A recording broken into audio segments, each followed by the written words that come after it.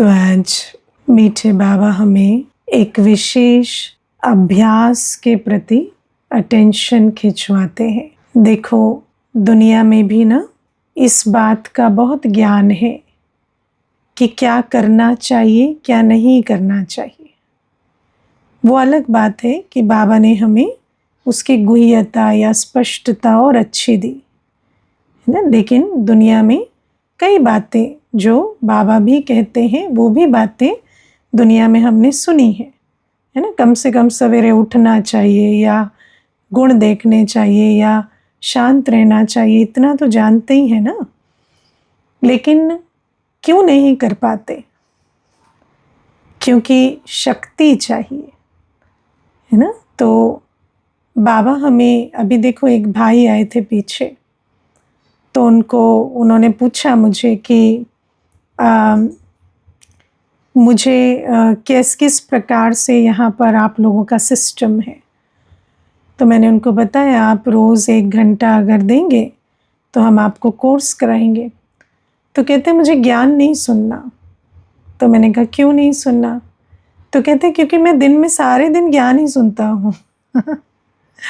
तो मैंने कहा क्या सुनते हैं? तो कहते आजकल तो इतना ज्ञान है, इतने पॉडकास्ट हो रहे हैं स्पिरिचुअलिटी के ऊपर, इतना कुछ हो रहा है, तो सब सुनता हूँ मैं। जब भी गाड़ी में जाता हूँ, आता हूँ, फ्री होता हूँ, मैं सिर्फ यही करता हूँ है ना। लेकिन मुझे कोई फ़र्क नहीं पड़ रहा। तो फिर आप ऐसा क्या सुना देंगे जो मुझे फ़र्क पड़ेगा? तो ज्ञान तो मैं सुनता हूँ। तो मैंने उनको कहा कि हमारा ज्ञान थोड़ा अलग है। तो कहता सब यही कहते हैं हमारा वाला अलग है ना। तो मैंने कहा हाँ वो भी ठीक है आपकी बात, लेकिन मैं आपको बताती हूँ हमारा ज्ञान कैसे अलग है। तो एक तो जो हमारा ज्ञान है उसका एक जो पहला हिस्सा है वो है कि परिचय है ना। आपने इतना ज्ञान सुना, आत्मा कौन है मालूम है आपको? या परमात्मा कौन है, उसका नाम रूप देश काल क्या है, या सृष्टि चक्र कैसे चलता है, ये तो आपको नहीं पता ना। आदि मध्य अंत नहीं पता। तो कहता है ये तो नहीं पता। तो मैंने कहा ये एक ज्ञान है जो हम सुनाते हैं। तो अगर आप बैठेंगे तो आप वो सुनेंगे जो आपने कभी नहीं सुना। दूसरी बात हम जो समझाते हैं वो ये कि आपको स्थिति बनाने के लिए क्या करना है ना। क्योंकि दुनिया में सब आपको बताएंगे कर्मों में क्या करना है ना। लेकिन वो कर्म करने के लिए जो शक्तिशाली स्थिति चाहिए, उसके लिए आपको क्या पुरुषार्थ करना है, क्या अभ्यास करना है। तो उनको समझा रहे थे कि पुरुषार्थ अर्थात पुरुष अर्थ, आत्मा के अर्थ क्या करना होता है ना। दुनिया में सब बताते धन कमाने के लिए क्या करना है, स्ट्रेस रिड्यूस करने के लिए क्या करना है, संबंध मीठे हो उसके लिए क्या करना है। लेकिन वो सब कुछ करने वाली तो आत्मा है ना। तो आत्मा अपनी स्थिति को ऊंचा करने के लिए क्या अभ्यास करे, क्या पुरुषार्थ करे है ना। ऐसा क्या करे जिससे उसका उसकी स्थिति शक्तिशाली बने, वो हमें बाबा समझाते हैं। तो फिर वो कहते हैं हाँ ये तो बहुत नई चीज़ है है ना, ये तो मैंने कभी सोचा नहीं है ना। तो आप देखो हमारे ज्ञान की विशेषता जो है वो ये है कि बाबा हमें रोज़ मुरली में एक तो सत्य को रिवाइज कराते हैं है ना। और सत्य को रिवाइज क्यों कराते हैं? क्योंकि सत्य को रिवाइज करते करते हम स्मृति में आ जाते हैं है ना। जैसे बाबा हमें ज्ञान देते हैं, मैं कौन हूँ, मेरा स्वरूप क्या है, घर को क्या है, बाबा कौन है, प्रजापिता ब्रह्मा कौन है, ममा कौन है।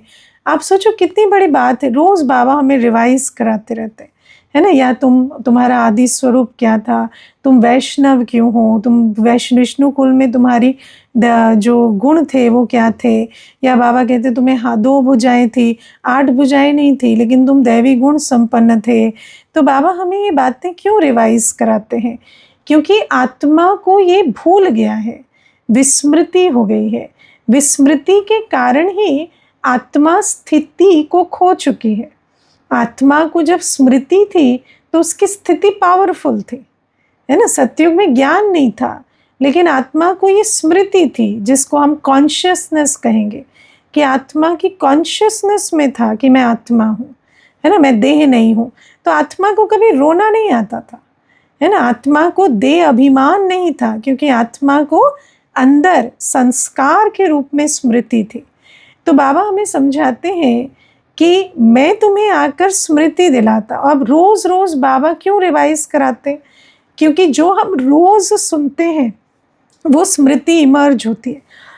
अच्छा, कई बच्चे क्या करते हैं, सोचते हैं कि मुरली में तो नई पॉइंट्स जो है वो 1-2 ही होती हैं, जो बाकी कई बातें तो बाबा रोज़ रिवाइज कराते हैं, तो मुरली पर इतना अटेंशन नहीं देते। लेकिन बाबा तो ज्ञान सागर है ना। बाबा हमें कहता है तुम्हें एक भी बोल व्यर्थ नहीं बोलना, तुम्हें एक भी व्यर्थ कर्म नहीं करना। तो क्या हमें ऐसा लगता है कि बाबा ये जो बोल रहे हैं मुरली में एक्स्ट्रा बोल रहे हैं? एक्स्ट्रा बोलेंगे तो व्यर्थ नहीं हो जाएगा। अगर ये सच होता कि हम सिर्फ 2 नई पॉइंट सुन ले तो हमारा काम चलेगा, तो बाबा इतनी लंबी मुरली क्यों चलाते हैं? बाबा को क्या है ना, व्यर्थ कर्म करना है क्या? बाबा रोज वो बातें क्यों रिवाइज कराते हैं? क्योंकि वो रिवाइज करनी ज़रूरी है। इसीलिए जब हम मुरली सुनते हैं तो इस वृत्ति से कभी नहीं सुननी चाहिए कि ये पॉइंट तो सुनी हुई है।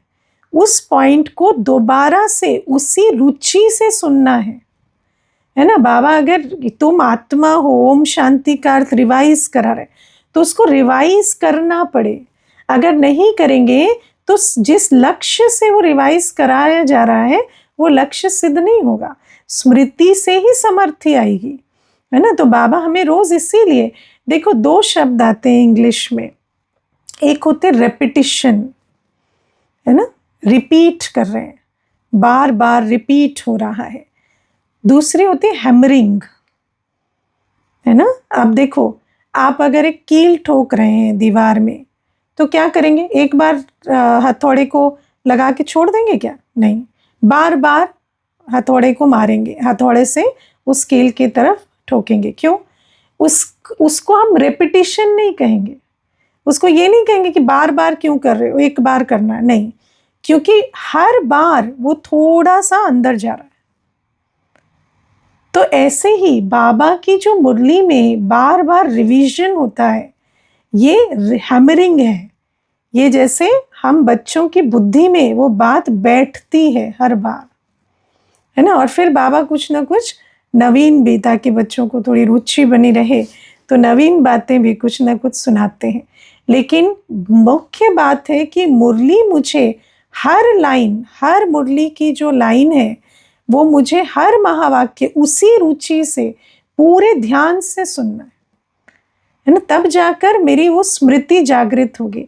हमें मालूम नहीं पड़ता कि मुरली का महत्व क्या है, मुरली सुनते सुनते स्मृति जागृत होती है।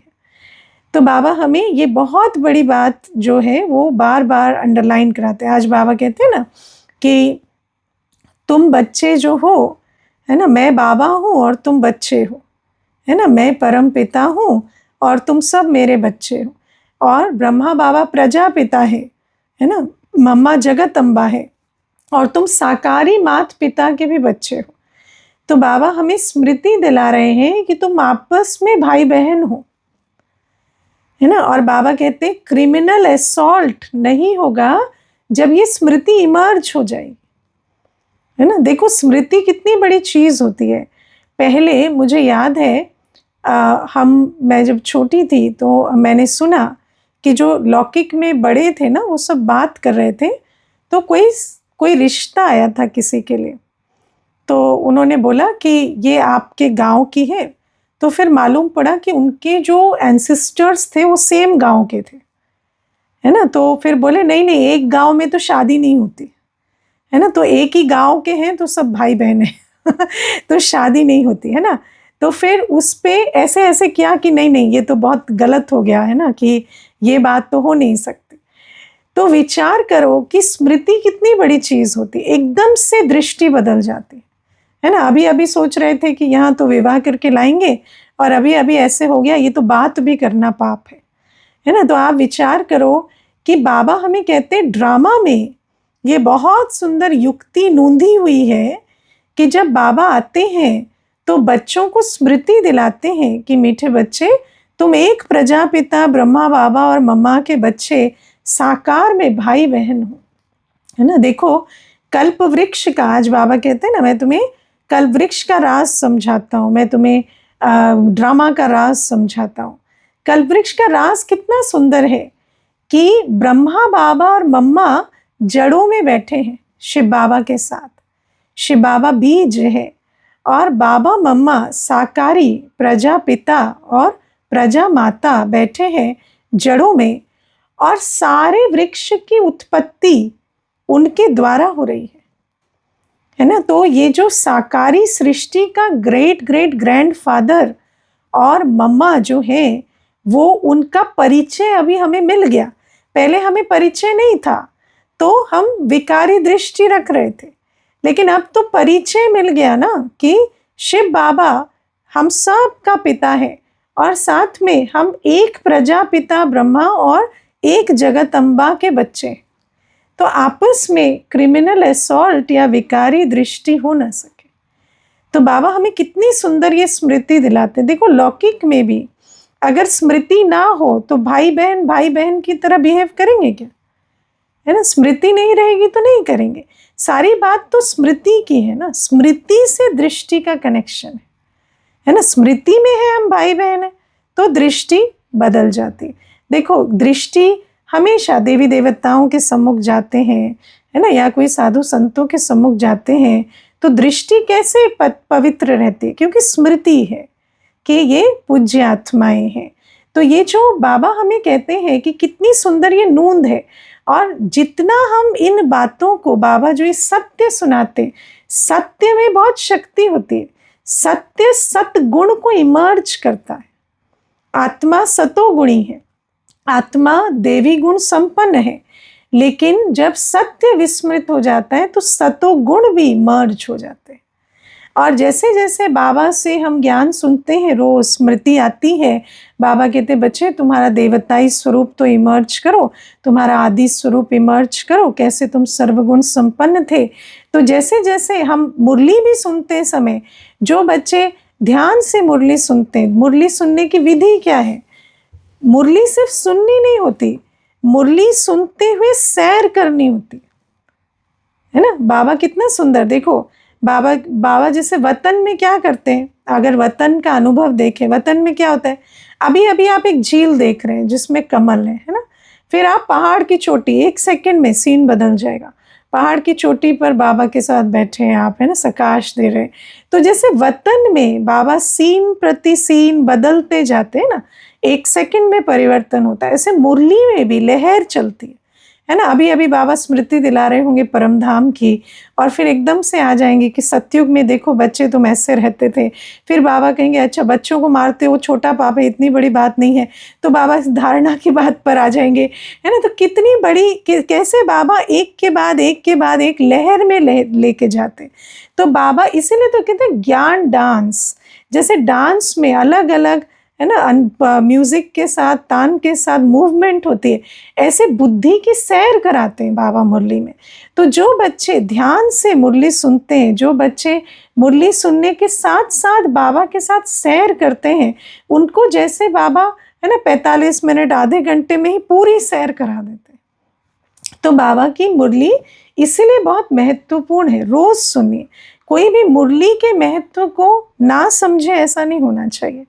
फिर दूसरी बात, बाबा अभ्यास सिखाते हैं, है ना। तो आज बाबा जो अभ्यास के प्रति बहुत इशारा दे रहे हैं वो है सारथी और साक्षीपन का अभ्यास, है ना। सारथी का अभ्यास और साक्षी का अभ्यास, और अभ्यास करना पड़ता है। अभ्यास को जानने से ताकत नहीं मिलती, है ना। कई है ना बहुत सुंदर सुन लेंगे।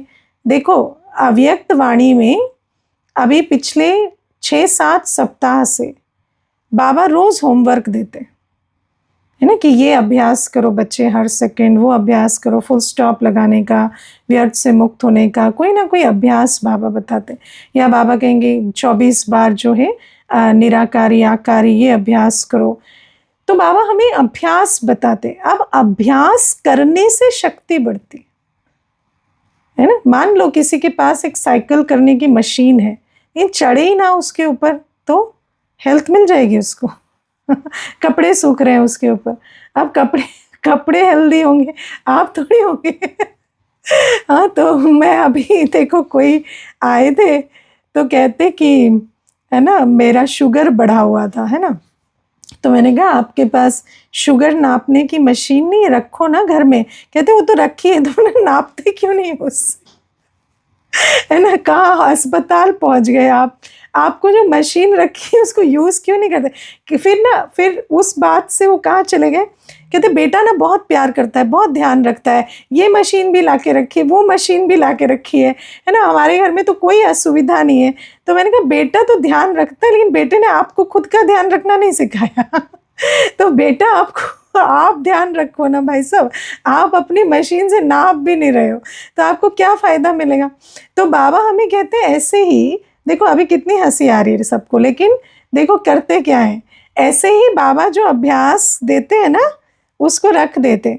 मैं तो कई बार देखती हूँ मुरली के पॉइंट्स सुनाने के लिए बोलो ना, कॉपी खोल के सुनाते हैं, है ना, जैसे कि है ना, जैसे कि हम वो पॉइंट्स की एक्यूरेसी देख रहे हैं। नहीं, आपको इसलिए नहीं पूछ रहे कि पॉइंट्स आप पढ़ के सुना दे, इसलिए पूछ रहे हैं कि याद क्या रहा, है ना। तो नोटबुक एकदम सामने सामने बैठे होंगे, नोटबुक खोलेंगे फटाफट और ऐसे सुनाएंगे जैसे बहुत मेहनत करके लिखा हो। तो बाबा कहते हैं कि ये जो अभ्यास है ये करने पड़े, है ना। अभी इतना सुनाया है ना, आज करना, कम से कम इतनी तो लाज रखना, ठीक है ना। और चार्ट भी देना कि आज कितना अभ्यास किया। तो बाबा कहते हैं पहला अभ्यास सारथीपन का अभ्यास। सारथीपन माना आत्म अभिमानी स्थिति, है ना, क्योंकि ये रथ है शरीर और आत्मा इसकी सारथी है, मैं मालिक हूँ, ठीक है। अब ज्ञान तो सबको है कि आत्मा मालिक है, आत्मा कर्मेंद्रियों को चलाने वाली है, लेकिन अभ्यास करना पड़े, है ना। मैं आत्मा स्वयं को अनुभव करूं कि मैं ब्रेन के मध्य बैठी हूं और आँखों के द्वारा मैं देख रही हूँ, कानों के द्वारा सुन रही हूँ, और मेरी स्थिति कैसी है, शांत है ना। तो मैं सब कुछ देखते सुनते शांति से देख रही हूँ, शांति से सुन रही हूँ, है ना। दृष्टि में शांति है, मेरे मुख से जो भी बोल रही हूँ शांति के बोल रही हूँ। आसपास कोई हलचल भी है तो उसको देखते हुए भी मैं शांत अवस्था में। तो अपनी आत्मिक स्थिति, अपने स्वधर्म को इमर्ज करके और बैठना है, और अपने अधिकारीपन में बैठना है कि मैं मालिक हूँ, मैं जो देखना चाहूंगी देखूंगी, जो नहीं देखना चाहूंगी देखते हुए भी ना देखूं, क्योंकि देखना सुनना ये कर्म मैं कर रही हूँ।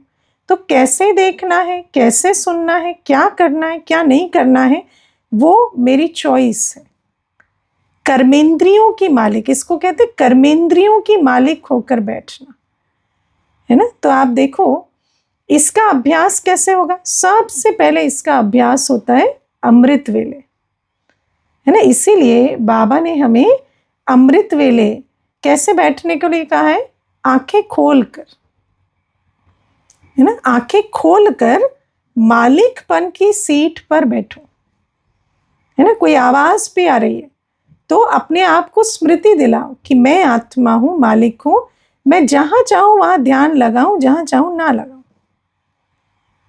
है ना। आप वैसे भी देखो, जब हम कोर्स करते हैं हम सुनते हैं कि जो जहां हम ध्यान देते हैं वो अनुभव होता है। आप अभी भी देखो, आप जहां भी बैठे हो वहां पंखा चल रहा है, चारों तरफ बहुत आवाजें हैं, लेकिन जब आप क्लास सुनते हैं आपको सुनाई नहीं देती। लेकिन अभी जब आप ध्यान देते हैं तो आपको सारी आवाजें बहुत जोर से सुनाई देंगी, क्योंकि जहां हम ध्यान देते हैं वो हमें अनुभव होता है। तो लेकिन इस रियलाइजेशन में रहना, एक होता है इसको जानना, एक होता है इसके अनुभव में रहना। और अनुभव कैसे होगा, जब अभ्यास होगा, एक्सपेरिमेंट से एक्सपीरियंस होता है। अनुभव की कसौटी है अभ्यास। तो जब हम अमृत वेले बैठते हैं तो ऐसे मालिकपन की सीट पर बैठे, है ना। मान लो कोई मक्खी आई, ठीक है, नाक पर बैठ रही है ना, इधर उधर घूम रही है, तो आपको क्या करना है, हाँ, मक्खी को बैठते रहना, मच्छर आया तो खून चूसते रहे, ऐसा नहीं। आप उसे भगाते भी हैं तो शांति से, है ना। मानो फिर आई तो भी फिर शांति से हटाया, अंदर हलचल ना हो, इसका पुरुषार्थ करना है ना। मुझे याद है मैं शुरू में बालकनी में बैठ के योग करती थी सवेरे। तो क्या हुआ, कोई एक मशीन थी सामने लगी हुई थी सेंटर के, और वो ना खराब हो गई थी, तो उससे बहुत आवाज़ आती थी। तो 2-4 दिन मैंने सोचा कि मैं अंदर करती हूँ योग, क्योंकि आवाज़ आती है। फिर मुझे पता नहीं कैसे एक टचिंग सी आई कि अंदर क्यों करना है, तुम आवाज़ में योग नहीं कर सकते तो सारे दिन आवाज़ में योग कैसे करोगे। तो मैं वहाँ बैठी फिर, है ना, और मैंने अपने आप को कहा कि नहीं, अब मुझे इसके बीच आत्मिक स्थिति में शांत रहकर बाबा की याद में रहना। और मुझे तब पता चला कि आवाज़ का कितना प्रभाव है ना। वैसे तो हम सोचते हैं किसी की बोलने का वैसे, लेकिन सिर्फ आवाज़ हो रही है, कोई बोल नहीं रहा, कुछ नहीं, लेकिन वो भी जैसे ध्यान खींचती है। फिर उसको पुरुषार्थ करके ऐसी अवस्था बनाई कि आवाज़ में रहते भी बिल्कुल एक रस बाबा की याद में रहे। और जैसे वो अवस्था बन गई, 2 दिन के बाद वो मशीन भी ठीक हो गई, है ना। क्योंकि बाबा कहता है ना कि ब्राह्मण जीवन में तो जो भी बातें सामने आती हैं वो हमें परिपक्व बनाने के लिए आती हैं, तो उससे भागना नहीं होता। वहाँ पर अब जो बाबा ने हमें श्रीमत दी है उस पर चलना होता है।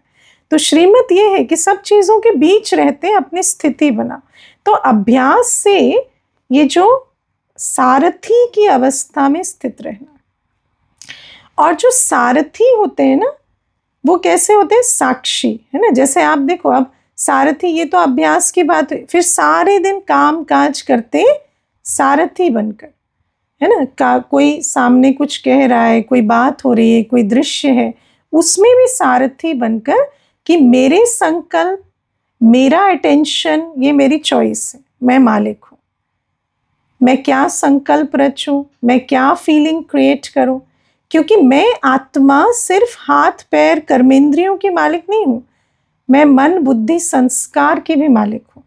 तो अपने मन को ऑर्डर देकर चलाना कि अभी मन में यही संकल्प चले, है ना। बुद्धि को कहाँ ध्यान लगाना है वो ऑर्डर देकर चलाना, किस संस्कार को इमर्ज रखना है वो ऑर्डर देकर चलाना, है ना। ये इनर वर्क है, ये अभ्यास है जो करना पड़े, जो करेगा सो पाएगा।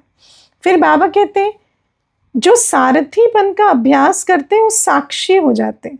अब कई बार ये जो साक्षी शब्द है ना, इसको थोड़ा गलत समझते हैं, है ना। साक्षी मतलब समझते हैं कि मुझे कुछ करना नहीं है ना। लेकिन साक्षी का अर्थ वो नहीं होता। कई बार साक्षी माना समझते हैं कि मुझे सिर्फ देखते रहना है, करना नहीं। लेकिन साक्षी का अर्थ होता है कि मैं सारथी बन सब कुछ देख रही हूं, और देखते हुए भी मेरे अंदर कोई जजमेंट नहीं है, कोई राइट रॉन्ग की भावना नहीं है। बाहर दुख की सीन है लेकिन मेरी अवस्था दुख की नहीं बन रही। बाहर भय की सीन है लेकिन मैं भयभीत नहीं हो रही।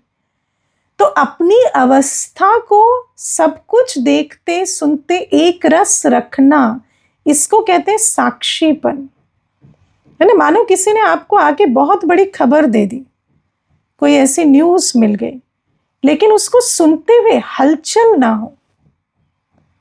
जो फीलिंग आप क्रिएट करना चाहे वो क्रिएट कर सके, उसको कहते हैं साक्षी। और साक्षीपन में भी हम रेस्पॉन्ड करते हैं, लेकिन हम रेस्पॉन्ड ऐसे नहीं करते कि वो जो परिस्थिति है या वो जो बात है उसने मुझे अंदर हलचल में ले आया है और मैं उस हलचल की अवस्था से रेस्पॉन्ड कर रही हूँ, नहीं, उसको कहेंगे रिएक्शन। तो मैं हलचल की अवस्था में नहीं हूँ, लेकिन जो करना चाहिए, जो कहना चाहिए वो मैं कह रही हूँ, कर रही हूँ, है ना। अगर कोई कर्म ही नहीं कर रहे तो उसको साक्षी अवस्था नहीं कहते। कई समझते हैं हम बैठे बैठे खाली देख रहे हैं, ये साक्षी अवस्था है। नहीं, साक्षी अवस्था माना मैं अचल अडोल स्थिति में रहकर हर बात को देख रही हूँ, सुन रही हूँ, और उस बात को ज्ञान स्वरूप, शक्ति स्वरूप होकर, गुणमूर्त होकर जो रिस्पॉन्स मुझे देना चाहिए मैं दे रही हूँ। लेकिन जो साक्षी, जो सारथी बन सारे दिन, है ना, अभ्यास करेंगे अपने संकल्प, बोल, कर्म, ध्यान को चूज करने का, वही साक्षी हो पाएंगे। वरना मालूम भी नहीं पड़ता, सेकंड के अंदर तो खेल खत्म ही हो जाता है ना। कब प्रभाव हुआ, कब रिएक्शन आया, मालूम ही नहीं पड़ता। आजकल तो ऐसा होता है, बात करते करते आंसू बह जाते हैं, है ना, और आत्मा कहती है मैं कंट्रोल नहीं कर पाया। अरे संकल्प में कंट्रोल नहीं कर पाए, आंखों तक आंसू आ गए, तो ये तो कोई साक्षीपन की अवस्था नहीं है ना। मुझे एक बहन बहुत अच्छी बात कहती थी मुझे कोई कुछ कह दे तो ठीक है, मुझे कोई बात हो जाए या मैं बीमार हूं, कोई बात नहीं, लेकिन मुझे कोई पूछ लेता है तो मैं रोने लगती हूँ। कोई पूछ लेगा ना आप ठीक हो, तो मेरा रोना निकल आता है।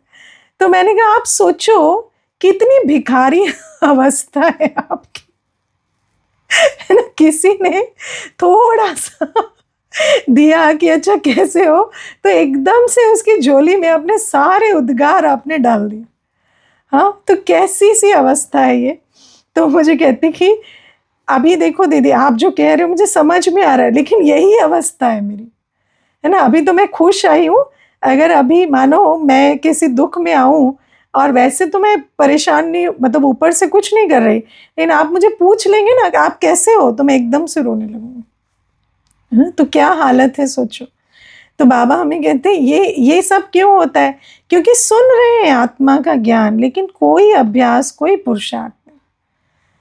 तो बाबा कहते हैं ये मेहनत है, ये अंदर बैठे बैठे पुरुषार्थ करना पड़े। और एक चीज मुझे ऐसा आता है कि थोड़ा सा बैठकर योग करने का महत्व कम रखते हैं, है ना। आजकल क्या है, कर्मयोगी तो सोचते हैं कि हमें तो बस चलते फिरते ही योग करना है ना। बैठे भी हैं तो कोई स्वेटर बुन ले, कुछ कर ले, उसके साथ योग करें। सिर्फ अमृत वेला थोड़ा बहुत, वो भी कई नहीं सोचते हैं, कई सोचते हैं कि हम थोड़ा बैठ के योग करें, लेकिन नहीं।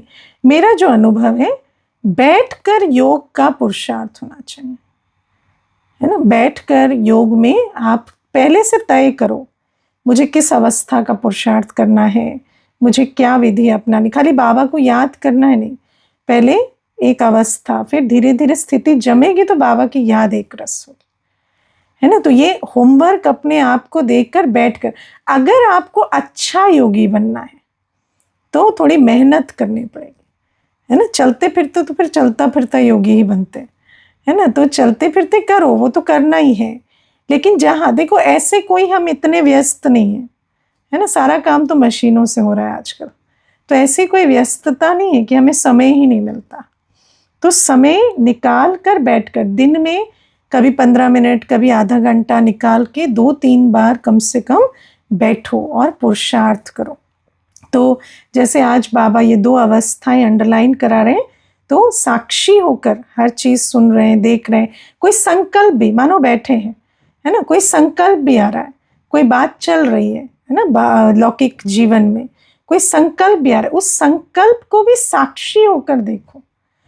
और जब साक्षी होंगे ना तो समाधान स्वरूप होंगे।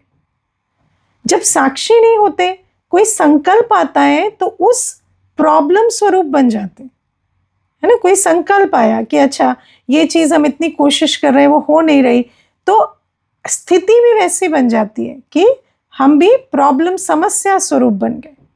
लेकिन जब आप साक्षी होंगे ना, तो कोई संकल्प भी आएगा ना तो उसका समाधान निकल जाएगा। कि बहुत अच्छी विधि है।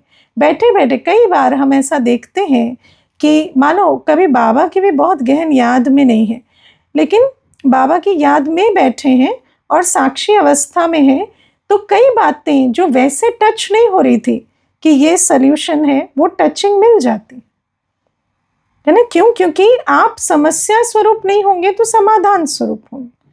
तो कोई संकल्प आया, वो बात योग में याद आई, तो क्यों आई? उसको सल्यूशन निकालने के लिए।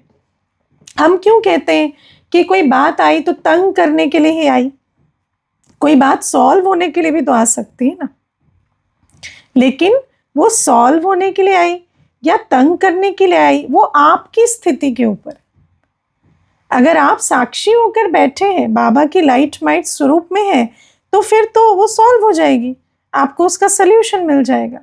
और अगर आप छोटी नीची अवस्था में, हल्की कमजोर अवस्था में, तो आप उस प्रॉब्लम के साथ और मूंझ जाएंगे, है ना। और बाबा कहते हैं जब हम इस साक्षी और साथी अवस्था में रहते हैं, या सारथी और साक्षी अवस्था में रहते हैं, तो इसमें हम बाबा की याद में बहुत एक रस रह सकते हैं। और ज्वाला स्वरूप याद कौन सी होती? एक रस याद, है ना। कोई भी, जैसे आप एक भोजन ही पकाते हैं, तो उसको बार बार गैस बंद करते रहेंगे तो कोई उसमें अग्नि का जोर थोड़ी भरेगा। तो बाबा कहते हैं ऐसे याद में बैठते हैं, तो याद में बैठते अभी तार जुड़ी, अभी तार टूटी, अभी तार जुड़ी, अभी तार टूटी, तो ऐसे में कोई याद का बल नहीं भरता। और देखो होता यही है, अमृत वेले भी देखो 45 मिनट बैठते हैं, तो हम कईयों का अनुभव सुनते हैं कि अभी अभी बाबा के साथ उड़ रहे थे, एकदम से फिर पता नहीं किस संकल्प में बह गए, फिर बीच में झुटका भी आ गया, फिर बैठे, फिर बाबा के साथ उड़े। तो ऐसे करके बल नहीं भरता।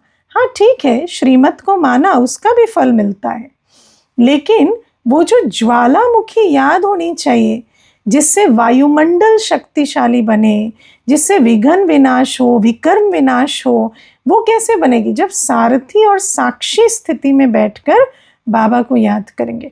तो जैसे मैंने आपको बताया ना, कोई संकल्प भी आया तो उस संकल्प को फिनिश कर देंगे, क्योंकि अभी हम विकर्म विनाश करने के लिए बैठे, है ना। कोई बात भी आई बुद्धि में, तो मन की मालिक हूं ना मैंने साक्षी होकर देख लिया उस संकल्प को, संकल्प आया और गया, मैं बाबा की याद में एक रस बैठी हूँ। तो ये बाबा आज हमें समझाते हैं। फिर बाबा कहते हैं सारे दिन, एक तो योग में ये अभ्यास करना है, पर सारे दिन भी अगर विकर्म विनाश करने हैं, सेटल करने कार्मिक अकाउंट, तो मेरा तो एक शिव बाबा, दूसरा ना कोई, है ना। क्योंकि जहां मेरा होता है वहां फेरा होता है है ना। तो जहां देखो सारा फेरा का है मेरे मेरे में, है ना। काम करना, संबंध में आना, कमाना, कोई चीज में फेरा नहीं, मेरे में फेरा है ना। देखो मैं आपको छोटे से एक अनुभव सुनाती हूँ। एक भाई थे, तो मुझे कहते कि मैंने ना एक प्रॉपर्टी देखी थी, और कहते मेरा बहुत दिल था वो प्रॉपर्टी लेने का। और वो प्रॉपर्टी डिस्प्यूट में थी, तो मैंने 10 वर्ष पैसा इकट्ठा किया और जमा किया कि चलो वो प्रॉपर्टी जब तक डिस्प्यूट से निकलेगी मैं उसे खरीद लूँगा। लेकिन वो प्रॉपर्टी पिछले महीने बिक गई और मेरा पैसा इकट्ठा नहीं हुआ, और बोलते बोलते वो रो दिए। तो मैंने उन्हें कहा, आप 10 वर्ष से जो आपने मेहनत की, जो पैसा इकट्ठा किया, वो आपके पास है, ठीक है, आपका कोई स्थूल नुकसान नहीं हुआ है, कुछ भी नहीं हुआ। लेकिन आपने 10 वर्ष एक चीज के बारे में सोचा, तो कितना कर्म बंधन बन गया देखो, जो आपको आज रुला दिया उस कर्म बंधन ने, है ना। तो आप सोचो कि संकल्प से भी कर्म बंधन बनता है ना। इसीलिए बाबा कहते हैं मुझे बीच में रखे बिना संकल्प भी नहीं लो, क्योंकि जहां भी डायरेक्ट है ना, बाबा भूल गया है, वहां कर्म बंधन बनता है ना। मेरा सपना, मेरी इच्छा, है ना, मेरा सपने में भी कर्म बंधन बन जाता है। मेरा शब्द ऐसा है ना, ये मेरा ड्रीम है कह कह के पागल हो जाते हैं उस ड्रीम के पीछे। बाबा कहते हैं मेरा तो एक शिव बाबा, दूसरा ना कोई, है ना। बाकी सब कुछ है, उसको करना भी है, निभाना भी है, सब कुछ है, लेकिन मेरा एक शिव बाबा, दूसरा ना कोई, और सब कुछ बाबा की सेवार्थ, है ना, बाबा की श्रीमत की मर्यादा के अंदर, है ना। संबंध निभाते हैं तो बाबा की श्रीमत मिली है इसलिए निभाते हैं, धन कमाते हैं तो धन को ईश्वरी कार्य में लगाते हैं इसलिए कमाते हैं, हर चीज में मेरा एक शिव, और मनसा वाचा कर्मणा एक होनी चाहिए। मुख से कहे मेरा तो एक शिव बाबा, दूसरा ना कोई, फिर शिव बाबा के लिए ना टाइम है, ना पैसा है, ना कुछ है, तो वो कोई मेरा एक शिव बाबा, दूसरा ना कोई नहीं। और जो इस प्रकार से रहते हैं ना, वो फेरे से निकलते हैं, उनके कर्म बंधन चुक्त होते हैं। और जो मेरे मेरे में रहते हैं, उनके कर्म बंधन और बनते जा रहे हैं। तो ये भी बाबा सावधानी देते हैं। बाबा कहते हैं सेकंड में फुल स्टॉप लगाने का अभ्यास करो। परिस्थिति आती है तो एक मिनट, तो पता है क्या करना है, संकल्पों पर ब्रेक लगाना है, पर हो नहीं पाता। नहीं, तो वो परिस्थिति पर नहीं होगा। जब संकल्पों को सदा ब्रेक लगाने का पुरुषार्थ करेंगे, हर घंटे अभ्यास करेंगे, तब वो समय पर ब्रेक लगेगा। परिस्थिति में ब्रेक नहीं लगेगा। परिस्थिति में तो जो संस्कार होगा वो इमर्ज होगा ना। अगर साक्षीपन का अभ्यास नहीं होगा तो परिस्थिति में तो कब आप रिएक्ट कर जाएंगे पता ही नहीं चलेगा। थॉट से फीलिंग, वृत्ति, कर्म में भी आ चुका है, पता ही नहीं चलेगा। तो अभ्यास अनुकूल परिस्थिति में किया जाता है, तब उस अभ्यास का बल और फल प्रतिकूल परिस्थिति में अनुभव होता है। ठीक है। ओम शांति।